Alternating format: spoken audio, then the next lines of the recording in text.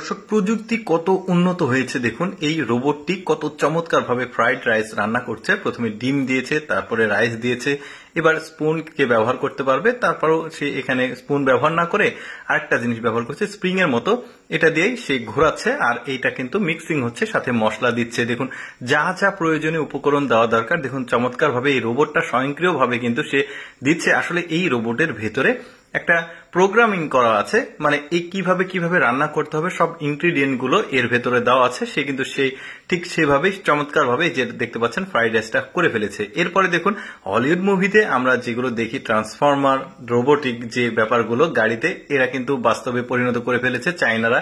দেখুন একটা গাড়ির অর্ধেক রোবট হয়ে গেছে আর অর্ধেক নিচে আছে।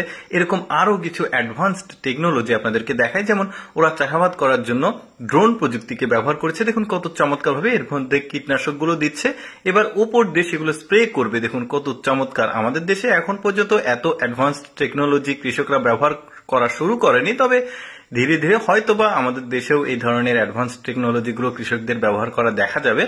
তারপর দেখুন এক্সারসাইজ করার জন্য ওই যে হাঁটে যে জায়গাটা, ওইটাকে কতটা আপডেট করা হয়েছে প্রযুক্তি দিয়ে। দেখুন এর মধ্যে পানি আসছে, এখন সে কিন্তু ইচ্ছা মতো এখানে হাঁটতে পারবে। একটু প্রেসার লাগলে এক্সারসাইজটা কিন্তু আরো ভালো হবে, যে কারণে এই প্রযুক্তিটাকে ওরা ব্যবহার করে। চমৎকার, কিন্তু বুদ্ধিটা খারাপ না। এই যে দেখুন এখন আবার ব্যবহার করা শেষ হয়ে গেলে পানি কিন্তু স্বয়ংক্রিয়ভাবে নিষ্কাশন করা যায়।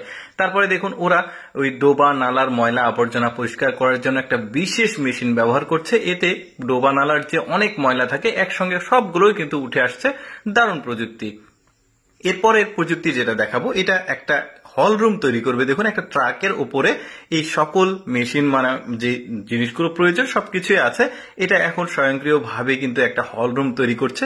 বিশেষ করে পার্টি রুম অথবা কমিউনিটি সেন্টার, কোনো অনুষ্ঠান বা প্রোগ্রাম হলে এর ভেতরে করা যাবে। দেখতে পাচ্ছেন একটা ট্রাককে কি চমৎকার ভাবে এরা এই প্রযুক্তিটাকে দিয়ে সাজিয়েছে। দেখুন যখন হয়ে যাবে তখন বুঝতে পারবেন ভেতরটা কত সুন্দর হচ্ছে। দেখুন এই যে ডিসপ্লে আছে এখানে একটা, এরপরে ধীরে ধীরে এগুলো লেগে যাচ্ছে। এখন দেখি ভেতরটা কত চমৎকার হয়েছে। দেখতে পাচ্ছেন এখন এর ভেতরে কোনো সেমিনার সভা বা আপনি কমিউনিটি সেন্টার হিসেবে ব্যবহার করতে পারবেন। বড় একটা স্পেস তৈরি হয়ে যাবে। ছোট্ট একটা ট্রাকে কত বড় একটা স্পেস। তারপরে দেখুন ওরা এই যে মাথাতে একটা ক্যাপ তৈরি করেছে, দেখুন যাতে আপনার গরম না লাগে। দেখুন হাওয়া বের হচ্ছে। আবার এটা আবার সোলার সিস্টেম করেছে, মানে চার্জ অটোমেটিক হবে রোদের মাধ্যমে। তারপরে দেখুন কোনো গাড়ি বা কোনো কিছুতে লোগো লাগানোর জন্য কি চমৎকার একটা জিনিস তৈরি করেছে। জাস্ট আপনার কি লিখতে হবে সেটা এই মেশিনের মধ্যে দিলে ও কিন্তু স্বয়ংক্রিয়ভাবে এবার লিখে দিবে। দারুণ।